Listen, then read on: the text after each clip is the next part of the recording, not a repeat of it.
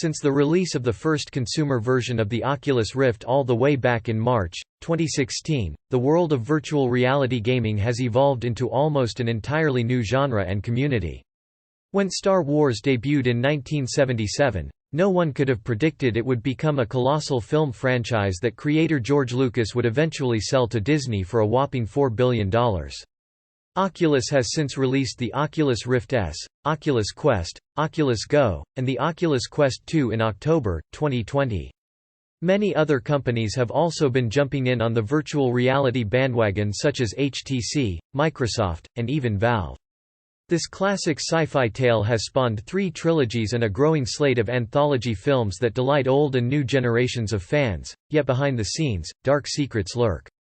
Co-stars hated each other, actors hated Lucas, and Princess Leia's infamous gold bikini wasn't all it was cracked up to be. Gabe Newell, owner of the popular gaming developer and publisher, Valve Corporation, has recently expressed his thoughts on brain-computer interfacing technology and how this can impact the future of not only virtual reality gaming, but gaming in general. So, what exactly might the future of virtual reality gaming look like? What can virtual reality do to innovate the gaming and entertainment genre? Increased popularity. Since the launch of the original Oculus Rift virtual reality headset, we've seen a massive jump in the popularity of virtual reality gaming and entertainment consumption. One of the most popular categories on video game storefront, Steam, is virtual reality, and includes popular such as Half-Life, Alex, Beat Saber, Pavlov VR, Boneworks, Blade and Sorcery, and The Elder Scrolls V, Skyrim VR. Honestly, it's a miracle the original trilogy even made it to the theaters. Buckle up and read on. C-3PO and R2-D2 hated each other in real life. When audiences are introduced to the world of Star Wars, it's through the experience of 2 bickering droids named C-3PO and R2-D2. While the 2 iconic robots banter comedically on-screen, the actors playing the droids, Anthony Daniels and Kenny Baker, truly were prone to arguments. And not in a cute way. Once when I said hello to him, he just turned his back on me and said, "Can't you see I'm having a conversation?" Baker told Hollywood.com. I was blazing with rage. Yeah, you heard that right, you can walk around and explore the world of Skyrim in complete virtual reality. It was the rudest thing anyone had ever done to me. As the genre continues to increase in popularity, the amount of games being developed for these systems continue to increase, as does the quality of these games. The evolution of gaming has expanded over the years in terms of quality, quantity, and especially the technology available to not only develop these games, but also the platforms on which we play these games. I was furious. It was unbelievable. Baker reportedly tried to forge a friendship with his co-star, and a lucrative one at that, but he was repeatedly rebuffed by Daniels, according to Metro. We could make a fortune touring around making personal appearances, the R2-D2 actor said. I've asked him 4 times now, but, the last time, he looked down his nose at me like I was a piece of sh*t. Many of us have grown accustomed to expecting a new generation of console, whether it be a new Xbox, PlayStation, or Nintendo device. He said, I don't do many of these conventions, go away little man. For decades, Daniels has never commented on Baker's accusations, but months before the two appeared in The Force Awakens 2015, Daniels addressed the feud by throwing some heavy shade Baker's way. In recent years, we've now begun to expect a new virtual reality headset, whether it be a new Oculus device, a new HTC Vive, or an update on the Valve-developed Index. Virtual reality gaming has started to become an increasingly household device, with Oculus starting to release newer and more powerful devices for purchase at a much cheaper price point than previous models. This allows the genre to flourish and expand into even more players' lives. In previous iterations of the Oculus Rift, players were required to set up a few sensors that would detect the Oculus Touch controllers as well as the headset itself in order to allow the devices to track in real-world space. He's not actually on the set, Daniels told The Mirror. These sensors and the headset needed to be connected to a PC in order to provide the device with enough power to run the software and games. With the Oculus Quest and Quest 2, this is no longer a requirement, and these devices are able to operate on their own with no help needed from an outside source. This means that players who may not have the space or the cash to afford a full PC are now able to get their hands on virtual reality without potential spatial or financial issues. Close to the Matrix Valve boss, Gabe Newell, has been in development of a new technology known as brain-computer interface research. In an interview with IGN, he states, "The area I'm spending a lot of time on has been growing out of a bunch of research that occurred a while ago on brain-computer interfaces, and I think that's kind of long lead stuff. We're way closer to the Matrix than people realize. It's not going to be The Matrix. The Matrix is a movie and it misses all the interesting technical subtleties and just how weird the post-brain-computer interface world is going to be, but it's going to have a huge impact in the kinds of experiences that we can create for people. While I'm sure that this technology is still years away, the fact that it's a very real development should be an indication of further evolution in the industry.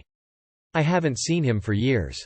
Newell also states that, if you're a software developer in 2022 who doesn't have a BCI headset in your test lab, you're making a silly mistake. Valve actually has a design for a BCI headset known currently as Galia, and can work in tandem with Valve's Index virtual reality headset. Future of virtual reality. So, what will the future of virtual reality look like? Well, if the current state of virtual reality compared to its original developmental stage in the early and mid-2010s as well as the state of the first-generation consumer versions and what is available to players now isn't enough to convince you that virtual reality is going to be the next big innovation of gaming, the development of brain-computer interfaces should do the trick. His name is on the credits as a sort of, I don't know, a good luck charm, a courtesy. He's a talisman. Ouch. Alec Guinness regretted playing Obi-Wan when Oscar-winning actor Sir Alec Guinness agreed to play Obi-Wan Kenobi. He thought it would be another genre quickie, according to Entertainment Weekly. These BCI headsets could be used to essentially write information into the player's brain, giving it the ability to change feelings, to even allowing you to feel like you are a different person. Instead, Star Wars became, well, Star Wars, and Guinness couldn't escape being recognized as the legendary Jedi Master, which was especially unfortunate for the veteran actor because he hated the role so much he begged Lucas to kill off Kenobi. I just couldn't go on speaking those bloody awful lines. I'd had enough of the mumbo-jumbo, Guinness said in later years, and he wasn't messing around. Entertainment Weekly reported that Guinness returned fan mail unopened, and he wasn't afraid to let children know how he really felt about Star Wars. Guinness was approached by a young boy who begged for his autograph, claiming to have seen Star Wars countless times, the magazine said. While this sounds like it could potentially be dangerous, personally, I think more people will be intrigued at the idea and will be more inclined to participate in this new technology. I, for one, am looking forward to this new technology, kind of like a real-life sword art online, right? Sir Alec agreed, on one condition, that the boy never, ever watch the film again. The kid burst into tears. The kid's mother called Guinness a nasty man, and one clearly envisions the actor leaving the encounter with a quietly satisfied smile playing about his lips. Despite privately calling the movie rubbish in letters, Guinness unknowingly saved Star Wars by being an absolute professional who consistently showed up on time and worked politely with everyone. I honestly think he held the production together, set decorator Roger Christian wrote in his memoir. Talk about irony. Harrison Ford tried to saw apart the Millennium Falcon. If Guinness was the calm professional, Harrison Ford was on the opposite end of that spectrum. In fact, he used to dismiss the first movie as something he made to feed his family while struggling as an actor. According to HuffPost, Ford's frustration stemmed from an interest in doing right by his character. While arguing over lines with Lucas, Ford once famously yelled, "George, you can type this sh*T, but you sure as hell can't say it." Mark Hamill, who played Luke Skywalker, said Ford was extremely concerned about getting his lines just right. He'd written things in the margins, saying the same thing basically, but his way, Hamill said via HuffPost. He had an amazing way of keeping the meaning but doing it in a really unique way for his character. Though Ford was dedicated, Hamill said his co-star sometimes didn't express his concerns with couth. In an interview with Empire, Hamill said, "You heard about Harrison taking a saw to the Millennium Falcon because he got so mad. People were coming up to me going, 'You gotta stop Harrison, he's sawing up the Falcon. It was made of wood and he just took a saw to it. I love Harrison. I got to stop him because I can make him laugh when he gets really, really mad.'" Of course, what Hamill didn't know at the time is that Ford had found another way of relieving tension while filming Star Wars, and it did some real damage to a young girl's heart. Ford had an affair with Carrie Fisher. While Ford often cited his family as his reason for acting in Star Wars, he conveniently left out an important detail about his time on set. He had an affair with his 19-year-old co-star, Carrie Fisher, after reportedly saving her from a booze-filled party for Lucas's birthday. The late Fisher spilled the beans in her 2016 book The Princess Diarist, and according to a review in The Verge, their romance began like this. "Pardon me," Ford tells a crew member who claims Fisher wants to get a little air, but the lady doesn't seem to be very aware of what she wants. An argument breaks out, and Ford yanks Fisher away from the party and into a car, and starts making out with her. He is married and has 2 kids. He is 14 years older than her. She is drunk, and he just finished saying she isn't aware enough to make rational decisions. And that's how their affair starts. Not only did the affair start under questionable circumstances, but according to The Verge, it shouldn't have been treated as the giddy confirmation of a collective fandom fantasy that pop culture media made it out to be. Fisher was a teen, and the 3-month affair reportedly did long-lasting damage to her self-worth. She fantasized about him leaving his wife, but Ford was allegedly only interested in one thing. "I wouldn't have been able to imagine his laughing wholeheartedly, or known how amazing it felt to actually be with the person you were with and feel that he liked you." Fisher writes in her book. Lucas was obsessed with Princess Leia's underwear as if the tumultuous affair with Ford wasn't enough. Before Fisher even started filming Star Wars, she had some pretty strange conversations with Lucas about why Princess Leia couldn't wear a bra. "What happens is you go to space and you become weightless. So far so good, right?" Fisher writes in her book Wishful Drinking via Variety. "But then your body expands. But your bra doesn't, so you get strangled by your own bra. Now I think that this would make for a fantastic obit. So I tell my younger friends that no matter how I go, I want it reported that I drowned in moonlight, strangled by my own bra." While that's a pretty weird conversation for a teen to have with a director, in Lucas's defense, his then-wife, Marcia, was heavily involved in the production of Star Wars, too. But what happened to Mrs. Lucas is even more shady than obsessing over lingerie and space. Lucas's ex-wife edited Star Wars into gold shortly after wrapping Star Wars. Lucas showed a rough cut to fellow directors Steven Spielberg, Francis Ford Coppola, Brian De Palma, and John Landis, according to the Daily Beast. It did not go over well, and Marcia was reportedly reduced to tears. Obviously, things turned out okay for the little space movie that could, but what a lot of people don't know is that Marcia is a gifted film editor who reportedly transformed the iconic trench run scene into a cinema classic. She warned George, "If the audience doesn't cheer when Han Solo comes in at the last second in the Millennium Falcon to help Luke when he's being chased by Darth Vader, the picture doesn't work," writes Michael Kaminsky in The Secret History of Star Wars, via News.com. Kaminsky says Marcia's contributions to the original movies were deliberately downplayed after she divorced Lucas. She became the forgotten Lucas. Kaminsky claims efforts were made to actually remove her from behind-the-scene photos. In an interview with Film Freak Central, Hamill said Marcia's absence is felt in the less popular prequel trilogy because she was the heart and warmth of the films. Fisher partied with the Rolling Stones during filming. As Star Wars grew in popularity, the cast landed in some crazy situations. While filming The Empire Strikes Back 1980, Fisher reportedly found herself partying with both Monty Python and the Rolling Stones during a wild night that spilled into the next day of shooting. "I was renting Eric Idle's house for 5 months, and he was doing Monty Python down in Tunisia, and they had a drink that they would give to the extras to make them more compliant. And they called it the Tunisian death drink," Fisher told the Daily Beast. "We had an early call, and Eric called down and said, 'The Rolling Stones are here,' and I came down and it was all of them. I called Harrison Ford and said, 'Get over here. This is ridiculous.' I wonder how he remembers it. I remember that we never went to sleep, so we weren't hungover, we were still drunk when we arrived in Cloud City the next day. We don't really smile a lot in the movie, but there were smiling." Heavy drinking wasn't the only thing Fisher got into while filming the classic trilogy.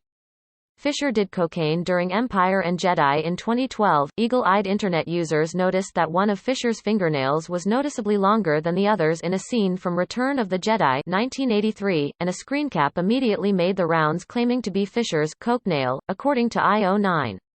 Ever the humorist, Fisher caught wind of the headlines and responded as only she could via Twitter. "I never used my fingernail for drugs," she tweeted. I used dollars or tiny spoons like any other respectable former drug addict. While doing press for The Force Awakens, Fisher once again responded with humor when the Daily Beast asked if she had a difficult time because of her battle with addiction while filming The Empire Strikes Back. Actually, no, I didn't go through a difficult time, she said. I said I did blow a couple of times. That's not a difficult time. Oh God, that will be fun for Disney. It's a billion years ago, and if I could tell you the truth, you would laugh so hard. And I can't. But it was location. Location means everything is permitted. I went without being needed to Norway on Empire, that's how much fun I was having. I was upset that I didn't get to go to Tunisia for the first one. But I had a good time on the movies. While Fisher had a good time, not everyone enjoyed their Star Wars experience, particularly a certain Dark Lord of the Sith.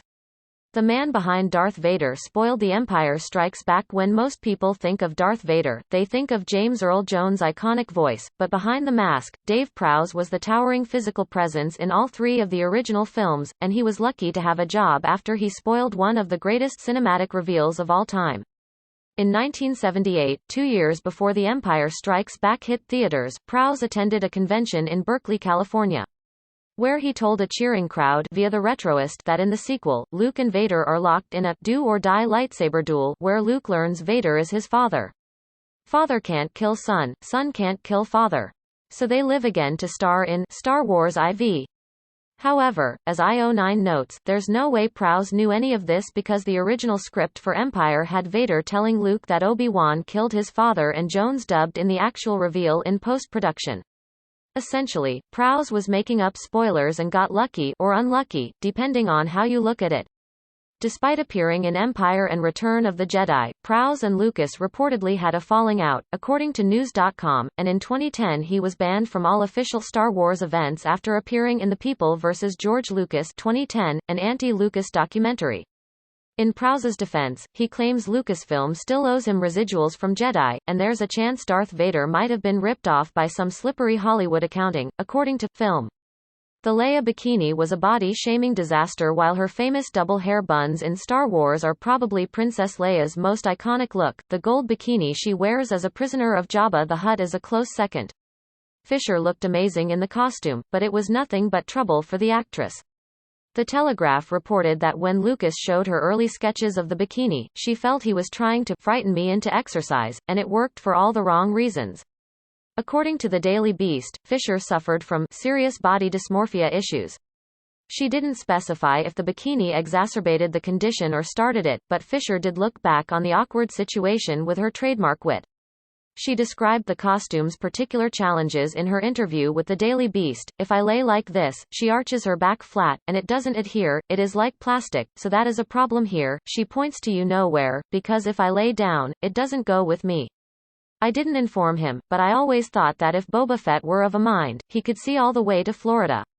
Fisher was verbally abused by a director as if the slave bikini fiasco wasn't bad enough. Fisher told the Daily Beast that Return of the Jedi director Richard Marquand was verbally abusive to her.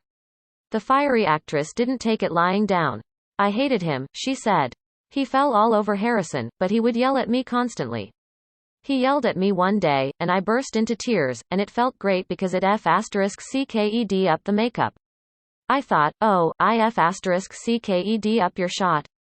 Now you see who really f***cked up. It took an hour for them to do my makeup again. To quote the Daily Beast, Fisher is, simply put, a boss. Making motion picture history can get messy. While Star Wars emerged as a blockbuster success and a space adventure for the whole family, obviously things weren't so squeaky clean when the cameras weren't rolling. From torrid affairs, wild parties, and the near destruction of the Millennium Falcon, it seems like anything and everything was possible as Lucas, or should we say the Lucases, struggled to bring this cinematic vision to life. So the next time you sit down to watch the adventures from a long time ago in a galaxy far, far away, remember that the real excitement went down on a supposedly boring little planet called Earth.